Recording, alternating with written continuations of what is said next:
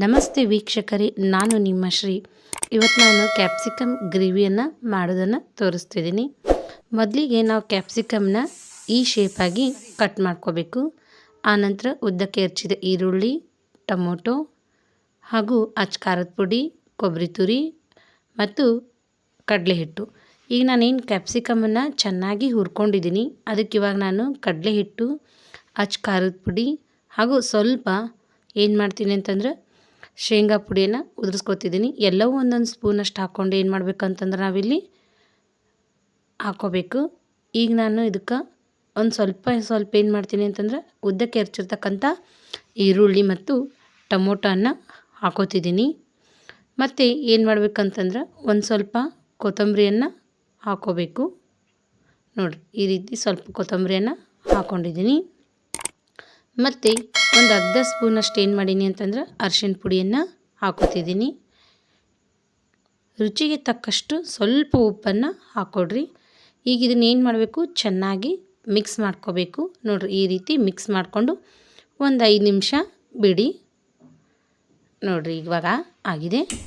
ನಾನೀಗ ಗ್ಯಾಸನ್ನು ಆನ್ ಮಾಡ್ಕೊಂಡು ಒಂದು ಬಾಣಲೆ ಒಳಗೆ ಎಣ್ಣೆಯನ್ನು ಹಾಕೋತಿದ್ದೀನಿ. ಎಣ್ಣೆ ಕಾದಿದೆ.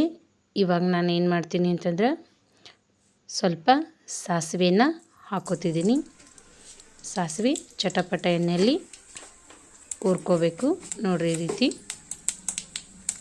ನಂತರ ನಾನು ಈಗ ಮಾಡ್ತೀನಿ ಅಂತಂದ್ರೆ ಸ್ವಲ್ಪ ಜೀರಿಗೆನ ಹಾಕ್ಕೊಂಡಿದ್ದೀನಿ. ಅದು ಸಮಕ್ಕೆ ಎಣ್ಣೆಯಲ್ಲಿ ಚೆನ್ನಾಗಿ ಹುರ್ಕೊಳ್ರಿ. ಇವಾಗ ಹೆಚ್ಚಿರ್ತಕ್ಕಂಥ ಉಳಿದಿರ್ತಕ್ಕಂಥ ಈರುಳ್ಳಿ ಎಣ್ಣೆಯಲ್ಲಿ ಹಾಕ್ಕೊಂಡು ಚೆನ್ನಾಗಿ ಫ್ರೈ ಮಾಡಿಕೊಡ್ರಿ. ಸ್ವಲ್ಪ ಬಣ್ಣ ಬರೋ ತನಕ ಫ್ರೈ ಮಾಡಿಕೊಡ್ರಿ. ನಂತರ ಕರಿಬೇವನ್ನು ಹಾಕ್ಕೊಡ್ರಿ. ಆನಂತರ ಸ್ವಲ್ಪ ಕೊತ್ತಂಬರಿ ಹಾಕ್ಕೊಂಡಿದ್ದೀನಿ. ಅದನ್ನು ಸಮೇತ ಏನು ಮಾಡ್ತೀನಿ ಅಂತಂದರೆ ಎಣ್ಣೆಯಲ್ಲಿ ಸ್ವಲ್ಪ ಫ್ರೈ ಮಾಡ್ಕೊತೀನಿ. ಇವಾಗ ನಾನು ಅಲ್ಲಿನೂ ಖಾರ ಹಾಕ್ಕೊಂಡಿದ್ನಲ್ಲ, ಸ್ವಲ್ಪ ಹಾಕ್ಕೊಂಡಿದ್ದೆ. ಈಗ ನಮಗೆ ರುಚಿಗೆ ತಕ್ಕಷ್ಟು ಏನು ಮಾಡ್ಬೇಕಂತಂದ್ರೆ 1 ಸ್ಪೂನ್ ಅಥವಾ 1.5 ಸ್ಪೂನಷ್ಟು ನಮ್ಗೆ ಖಾರ ಎಷ್ಟು ಬೇಕಷ್ಟು ಹಾಕ್ಕೊಂಡು ಎಣ್ಣೆಯಲ್ಲಿ ಫ್ರೈ ಮಾಡಿಕೊಡ್ರಿ. ನೋಡಿರಿ, ಈ ರೀತಿ ಹಾಕಬೇಕು. ಮತ್ತು ನಾನು ಏನು 5 ನಿಮಿಷ ಕಲಸಿಟ್ಕೊಂಡಿದ್ದೆನಲ್ಲ ಕ್ಯಾಪ್ಸಿಕಮ್ ಮಸಾಲೆನ, ಅದನ್ನು ಇವಾಗ ಎಣ್ಣೆಯಲ್ಲಿ ಅಥವಾ ಮಸಾಲೆ ಏನು ಮಾಡ್ತೀನಿ ಅಂತಂದ್ರೆ ಹಾಕ್ಕೊಂಡಿದ್ದೀನಿ. ಇದನ್ನು ಚೆನ್ನಾಗಿ ಏನು ಮಾಡ್ತೀನಿ ಅಂತಂದ್ರೆ ಮಿಕ್ಸ್ ಮಾಡ್ಕೊತಿದ್ದೀನಿ.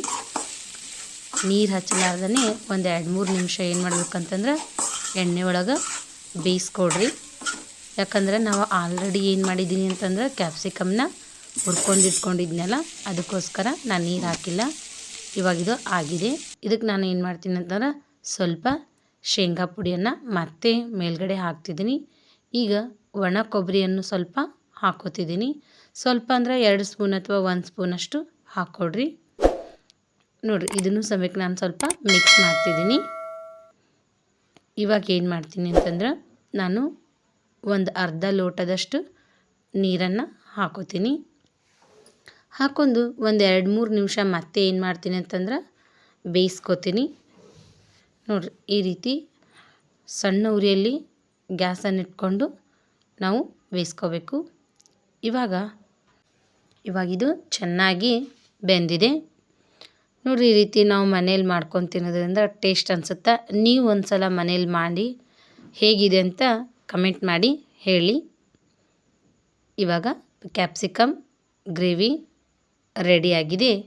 ನಾವು ಇದನ್ನು ಏನು ಮಾಡ್ಬೋದು ಅಂತಂದ್ರೆ ಅನ್ನದ ಜೊತೆ ಅಥವಾ ರೊಟ್ಟಿ ಜೊತೆ ಅಥವಾ ನಾವು ಏನಾದರೂ ಚಪಾತಿಯೊಂದಿಗೆ ಏನು ಮಾಡ್ಬೋದು ಅಂತಂದ್ರೆ ತಿನ್ನಲಿಕ್ಕೆ ಟೇಸ್ಟ್ ಅನಿಸುತ್ತೆ.